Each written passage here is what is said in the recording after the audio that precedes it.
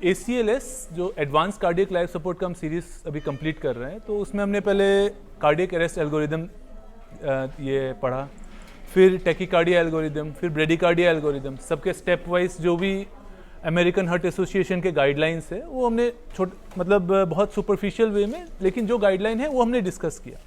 और ACLS एक ऐसी चीज़ है जो कि कम से कम हॉस्पिटल स्टाफ को, चाहे वो वार्ड में हो, इमरजेंसी में हो या किसी भी हॉस्पिटल सेटिंग में काम कर रहे हैं, तो ACLS आना चाहिए, उसमें कोई कॉम्प्रोमाइज़ नहीं हो सकता है। और आज के डेट में पोस्ट कोविड ईरा में अगर हम लोग देखें तो इनफैक्ट घर पे भी अगर कोई है उसको भी ACLS आना चाहिए। क्यों आना चाहिए? आजकल बहुत कॉमन इंसिडेंस दिखता है कि भाई लोग जिम में वर्कआउट कर रहे हैं, अचानक गिर के मर जाता है, ठीक है। चाहे वो कौन सिद्धार्थ शुक्ला था, 40 साल का था वो बंदा, इतना मतलब सिक्स पैक हमेशा मेंटेन करके रखता था, वो गिर के मर गया। सतीश कौशिक एक दिन पार्टी करके फिर अगले दिन के गाना गाने के बाद शायद वो हार्ट अटैक से मर गया था। तो आज जो एल्गोरिदम हम लोग डिस्कस करेंगे उसका इंपॉर्टेंस लाइफ के हर एक स्टेज में आएगा। आप कहीं भी हो, अगर उस चीज़ को आप लाइफ में अप्लाई कर सको तो शायद किसी की जान बचा सकोगे आप लोग, ठीक है।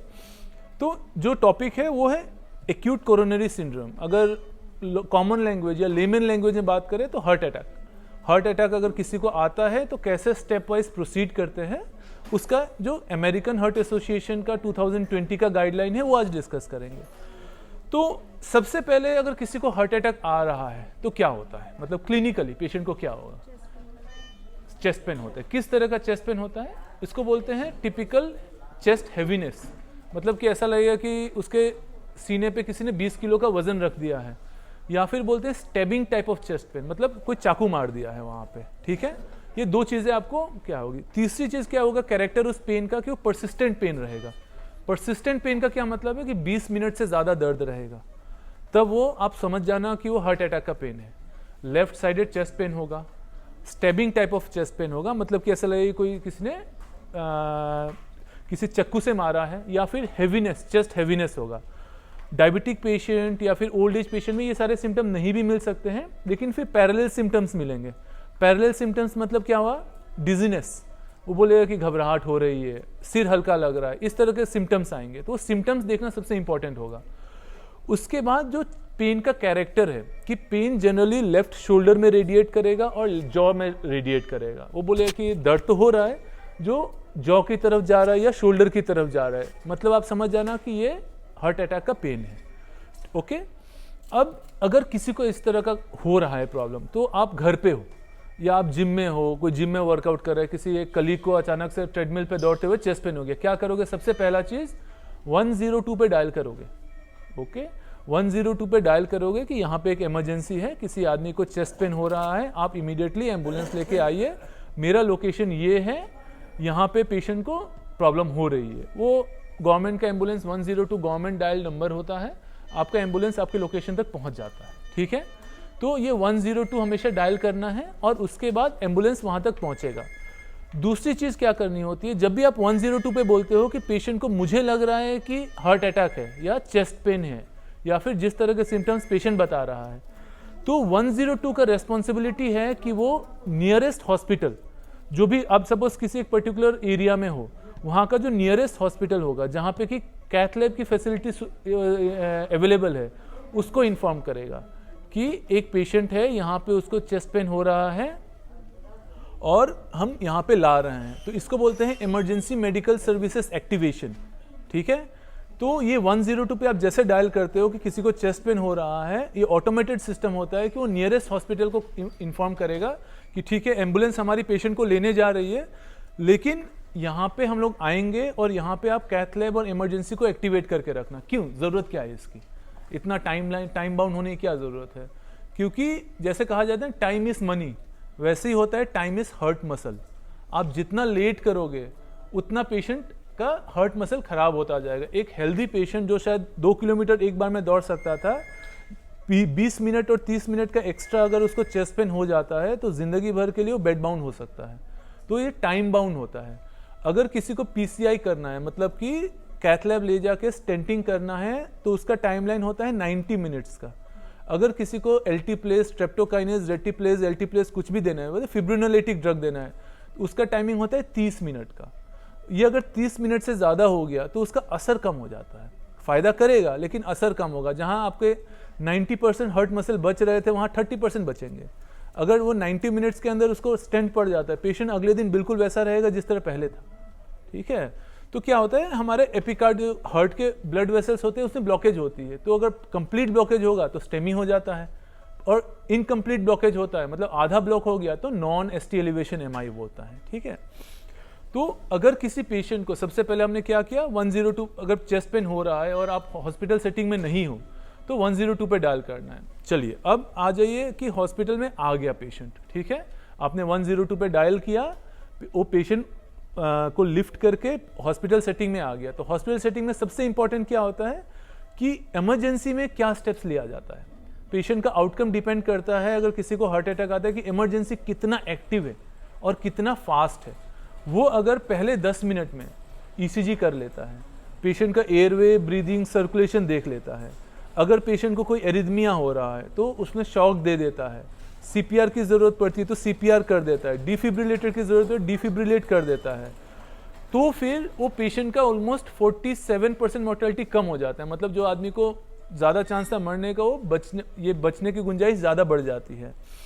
और इमरजेंसी वाले क्या करते हैं, कैथ लैब को एक्टिवेट करते हैं। कैथ लैब को एक्टिवेट करने का क्या मतलब है, कैथ लैब तो ऑल टाइम खुला नहीं रहता है, तो वहाँ पे स्टाफ को एक्टिवेट करेंगे। एक हमारे पास आया हुआ है पेशेंट, अब इसको हमें कैथ लैब लेना पड़ सकता है, आप रेडी रहना। अभी तक हमारा श्योर नहीं हुआ है कि पेशेंट को कैथ लैब लेना है, लेकिन हाँ हम अगले 10 मिनट में इनका ये सारा काम करके रेडी करेंगे, अगर ज़रूरत पड़ी तो हम कैथ लैब शिफ्ट करेंगे। तो इसको बोलते हैं कैथ लैब एक्टिवेशन। तो इमरजेंसी का ये काम होता है कि कोई भी अगर हार्ट अटैक का पेशेंट ईआर में आता है तो कैथ लैब को एक्टिवेट करें। उसके बाद अगर हम 12 लीड ईसीजी करते हैं तो फिर दो कंडीशन हो सकती है, कि तो पेशेंट को एसटी एलिवेशन एमआई है या नॉन एसटी एलिवेशन एमआई है। तो एसटी एलिवेशन एमआई क्या होता है, अगेन हमें थोड़ा सा फिर ईसीजी के बारे में जानना पड़ेगा कि जो एसटी सेगमेंट होता है उसमें अगर 2 mm का एलिवेशन है तो उसको एसटी एलिवेशन एमआई बोलते हैं। उसके साथ में आप सीकेएमबी और ट्रॉप कर लो। ठीक है, सीकेएमबी और ट्रॉप करके देख लो कि, लेकिन सीकेएमबी और ट्रॉप के रिपोर्ट्स आने में टाइम लगता है। हमारे पास जनरली अगर एसटी एलिवेशन एमआई है तो फिर इमरजेंसी में पेशेंट को कैथ लैब शिफ्ट करना होता है। उससे पहले आप क्या कर सकते हो, एक निमोनिक है, जैसे कि हमने एयरवे, ब्रीदिंग, सर्कुलेशन चेक किया। एक निमोनिक है मोना, हमेशा हार्ट अटैक में मोना याद रखना। मोना में क्या होता है, M for morphine, O for oxygen, N for NTG और ए फॉर एस्पिरिन। अगर ये चारों चीज़ पेशेंट को ईआर में मिल जाता है तो आप समझ लो कि 70-80% तो चांस है कि पेशेंट बच जाएगा। मॉर्फिन क्यों दिया जाता है, सबसे पहले पेशेंट को क्या हुआ, चेस्ट पेन हुआ। ठीक है, तो चेस्ट पेन को रिलीव करने के लिए, ये अकेला कारण नहीं है, और एक कारण है, मॉर्फिन वीनोडाइलेटर होता है। तो जो वेन्स आपके ब्लॉक हो रहे हैं या फिर जो वेन्स के कंजेशन के लिए पेन हो रहा है वो वाला भी आपको खुलते हैं, तो वीनोडाइलेटर का काम से चेस्ट पेन को रिलीव करता है। ऑक्सीजन, अगर किसी का सैचुरेशन 90-92 से कम है उसको ऑक्सीजन देना ही देना है। एनटीजी अगेन वीनोडाइलेटर होता है, तो वीनोडाइलेटर देना है। वीनोडाइलेटर कुछ कंडीशन होते हैं जिसमें नहीं देना होता है। कब, अगर आप लोग के लिए अगर इंफीरियर वाला एमआई है या आरवी इन्फाक्शन है तो इन दैट केस हम लोग एनटीजी नहीं देते हैं। एनटीजी आप सोचोगे कैसे देंगे, ठीक है, कई बार एनटीजी के टैबलेट्स अवेलेबल होते हैं, 2.6 मिलीग्राम के एनटीजी के टैबलेट्स होते हैं। पेशेंट को सबलिंगुअल दे दीजिए, घर पे भी दे सकते हैं। ऑलमोस्ट सारे पेशेंट जिसको भी चेस्ट पेन वगैरह होती रहती है वो लोग एनटीजी का टैबलेट रखते हैं। मुश्किल से 8 रुपये 9 रुपये का पूरा स्ट्रिप आता है, आप उसको दो टैबलेट, एक टैबलेट जीभ के नीचे रख दीजिए, देखिए पेशेंट को कितना आराम रिलीफ हो जाता है। ठीक है, तो मॉर्फिन देना है, ऑक्सीजन देना है, एनटीजी देना है और एस्पिरिन देना है। इवन एस्पिरिन आप मतलब किसी भी हाउस होल्ड में जाएंगे तो हर दूसरे घर के पास एस्पिरिन तो इकोस्प्रिन मिल जाता है। तो उसका जो एएचए गाइडलाइन बोलता है 162 to 325 मिलीग्राम। इंडिया में डोसेज अलग होता है, इंडिया में आपको यहाँ 300 मिलीग्राम का टैबलेट आता है। ठीक है, तो नॉर्मल जो डोसेज गाइडलाइन बोलता है 162 to 325 मिलीग्राम इकोस्प्रिन देना होता है या एस्पिरिन देना होता है। तो मोना याद रहेगा, तो मॉर्फिन, ऑक्सीजन, नाइट्रेट और एस्पिरिन, ये चारों चीज़ इसमें इंपॉर्टेंट होती है। किसी भी पेशेंट अगर हार्ट अटैक लेके आता है उसको ये सब करना है। ठीक है, तो अब एसटी एलिवेशन में कुछ नहीं सोचना है। अगर एसटी 2 मिलीमीटर से ज़्यादा आपको जे पॉइंट एलिवेशन दिख रहा है, पेशेंट को इमीडिएट कैथ लैब में शिफ्ट करना है, उसका पीसीआई कराना है। पीसीआई क्या होता है, परक्यूटेनियस कोरोनरी इंटरवेंशन। दो चीज़ें हो सकती है, एक बलून डायलिटेशन हो सकता है, दूसरा क्लॉट रिमूवल हो सकता है, स्टेंट प्लेसमेंट हो सकता है। तो ये कार्डियोलॉजिस्ट का अरीना है, बहुत ज़्यादा हम उसमें नहीं जाएंगे।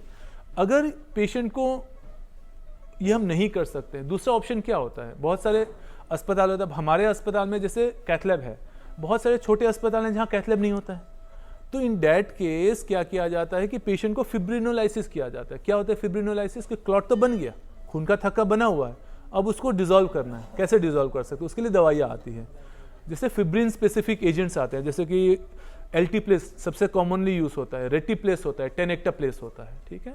सबसे कॉमनली आज के डेट में जो यूज होता है एल्टीप्लेस होता है, उसका 100 मिलीग्राम हम लोग देते हैं, 15 मिलीग्राम फर्स्ट 10 मिनट्स में दिया जाता है, फिर अराउंड 50 मिलीग्राम हम लोग अनदर 1 आवर में देंगे और लास्ट 30 मिनट्स में 35 मिलीग्राम देते हैं। इस तरह से हम लोग डोज कैलकुलेट करते हैं। और क्या क्या दे सकते हैं हम लोग? बहुत सारे हेपरिन दे सकते हैं, बिवालुरिडीन दे सकते हैं, क्लोपिडोग्रेल दिया जाता है। जब भी आप इमरजेंसी में देखते हो किसी पेशेंट को लोडिंग मिला है, लोडिंग में क्या देते हैं? इकोस्प्रिन देते हैं, क्लोपिडोग्रेल देते हैं और एटोरवास्टेटिन देते हैं। 300, 300 और 80 देते हैं, राइट। इकोस्प्रिन 300 दे देते हैं, क्लोपिडोग्रेल 300 देते हैं और एटोरवास्टेटिन 80 मिलीग्राम। हाँ, तो क्लोपिडोग्रेल दे सकते हैं, ब्रिलिंटा, ये सब एडजुवेंट थेरेपीज में क्लोपिडोग्रेल या ब्रिलिंटा सब एडजुवेंट थेरेपीज में आता है। मेन थेरेपी में इकोस्प्रिन ही आता है और मेन थेरेपी में मोना आता है, मॉर्फिन, ऑक्सीजन, नाइट्रेट और एस्पिरिन।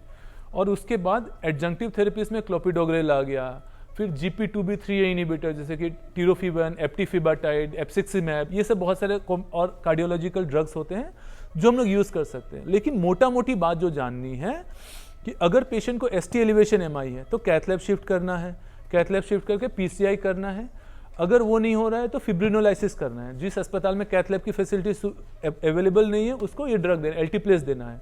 आज से पहले मतलब करीब 10 साल पहले हम लोग एल्टीप्लेस महंगा आता है, आपको 100 मिलीग्राम देने में उसको 20-25 हज़ार का वायल आता है वो, तो उसे एक सस्ता ड्रग है स्ट्रेप्टोकाइनेज। वो फिब्रिन स्पेसिफिक नहीं होता है लेकिन अभी भी बहुत सारे हॉस्पिटल्स में यूज़ होता है स्ट्रेप्टोकाइनेज। 1500-1600 रुपये का आता है, 1.5 मिलियन यूनिट स्टैट देना होता है, करीब 1 घंटे में देना होता है, तो उससे भी थ्रोम्बोलाइसिस हो जाता है। अभी रिकमेंडेड नहीं है बट नाम सबको जानना चाहिए कि हम फिब्रिनोलाइसिस में क्या क्या यूज़ कर सकते हैं। मोस्ट कॉमनली एल्टीप्लेस ही यूज़ होता है, अगर रेटिप्लेस, टेनेक्टाप्लेस अवेलेबल है तो इसको यूज़ कर सकते हैं। ये तो हो गया ST एलिवेशन का। अगर नॉन ST एलिवेशन है तो उसमें 2 कंडीशन हो सकते हैं, एक हाई रिस्क, एक लो रिस्क। लो रिस्क में क्या होता है कि पेशेंट का ECG चेंज नहीं है, मतलब उसका ST में ना एलिवेशन है ना डिप्रेशन है, कोई T वेव चेंजेस नहीं है और उसका कार्डियक एंजाइम भी नहीं बढ़ा हुआ है, तो उसको लो रिस्क बोलते हैं। लो रिस्क में क्या करते हैं? सिर्फ मॉनिटर करते हैं, पेशेंट को अपना पेन मैनेजमेंट करेंगे और उसको सिर्फ मॉनिटर करेंगे। एक होता है इंटरमीडिएट टू हाई रिस्क, मतलब कि पेशेंट का ST डिप्रेशन है, मतलब 0.5 mm का ST डिप्रेशन आ गया, साथ में T वेव डिप्रेशन या T वेव इन्वर्शंस दिख रहा है या डायनामिक ST चेंजेस से T वेव इन्वर्शंस दिख रहे हैं, तो ये इंटरमीडिएट टू हाई रिस्क हो गया। इंटरमीडिएट टू हाई रिस्क में क्या करेंगे हम लोग? पेशेंट को सीरियल ट्रोपोनिन्स कराएंगे और उसको अगर ज़रूरत पड़े, परसिस्टेंट चेस्ट पेन है तो फिर PCI के लिए कंसिडर करेंगे। तो 2-3 चीज़ें अगर हमें याद रहे कि अगर हाई रिस्क नॉन स्टेमी है उसको भी हमें कैथ लैब शिफ्ट करना है और स्टेमी है तो उसको कैथ लैब शिफ्ट करना ही करना है। ये 4 ड्रग जो मैंने बताया कि ऑक्सीजन देना है, मॉर्फिन देना है, NTG देना है, एस्पिरिन, ये आप घर के सेटिंग में भी दे सकते हो, ठीक है। अगर ऑक्सीजन की ज़रूरत नहीं है, मॉर्फिन घर पे नहीं मिलेगा, नाइट्रेट का टैबलेट कहीं भी मिल जाएगा आपको, GTN का टैबलेट, और इकोस्प्रिन कहीं भी मिल जाएगा। आप ये दोनों देके पेशेंट की जान घर पे भी बचा सकते हो। ज़रूरी नहीं है कि हॉस्पिटल सेटिंग में अगर हार्ट अटैक होता है तो जान बच सकती है, घर के सेटिंग में भी बच सकती है। तो आप लोगों को किसी आपके पड़ोसी को किसी को हो गया, कल को जिम में कोई वर्कआउट करे उसको हो गया, सिंपल 300 मिलीग्राम इकोस्प्रिन अगर दे देते हैं और 2.6 मिलीग्राम NTG का टैबलेट उसके टंग के नीचे रख देंगे, 90% चांस है कि पेशेंट वहाँ पे मरेगा नहीं, अस्पताल तक तो पहुँच जाएगा, बाकी अस्पताल तक पहुँचेगा, उसके बाद जैसे बचना है वो बचेगा। तो ये इंपॉर्टेंट चीज़ है कि टाइम हमें 90 मिनट से कम में पेशेंट को शिफ्ट कराना है हॉस्पिटल तक, उसको कैथ लैब तक शिफ्ट कराना है। 30 मिनट्स के अंदर में अगर हमें थ्रोम्बोलाइसिस करना है तो थ्रोम्बोलाइज करना है। थ्रोम्बोलाइसिस में ड्रग्स कौन सा यूज़ होता है बता दिया मैंने। तो और अगर स्टेमी है तो उसको तो आंख बंद करके कैथ लैब में शिफ्ट कराना है। नॉन स्टेमी हाई रिस्क है उसको भी कैथ लैब में शिफ्ट कराना है। एन स्टेमी लो रिस्क है उसको ऑब्जर्व करना है, ठीक है। और इस तरह से हम किसी भी हार्ट अटैक वाले पेशेंट को घर के सेटिंग में, जिम के सेटिंग में या हॉस्पिटल सेटिंग में उसकी जान बचा सकते हैं। उसके बाद बाकी कॉम्प्लिकेटेड चीज़ें आ जाएगी, जैसे कि जो मैंने बताया कि ठीक है क्लोपिडोग्रेल देंगे, बिवालुरिडीन देंगे, एप्सिक्सिमैब देंगे, टिरोफिवान देंगे, तो ये सब सिर्फ कार्डियोलॉजी। फिर आपका पेशेंट एक बार कार्डियोलॉजिस्ट के पास चला गया, आपने इतना कर दिया तो आप सोचो कि 10 में से 9 पेशेंट को आप बचा सकते हो। एक पेशेंट जिसको जाना है वो तो जाएगा, उसमें हम कुछ नहीं कर सकते। बट हाँ, इसमें सबसे इंपॉर्टेंट क्या होता है, timely awareness and timely intervention, ये सबसे इंपॉर्टेंट है। ACLS का सारा मोटिव यही है कि हम टाइमली कितना जल्दी मैनेज करना है पेशेंट को और टाइमली क्या एक्शन ले रहे हैं। आपका शायद वो 102 डायल करना पेशेंट के लिए लाइफ एंड डेथ का सवाल हो सकता है, आप नहीं करोगे तो मर जाएगा, कर दोगे तो शायद पेशेंट बच जाए, बाकी फिर 102 पे छोड़ दो। उनमें जो मेडिक्स बैठे रहते हैं, पैरामेडिक्स बैठे रहते हैं, वो इतना जानते हैं कि भाई पेशेंट को किस तरह लेके जाना है, आगे क्या करना है। तो आपका काम इतना है कि कम से कम 102 डायल कर लो, ठीक है।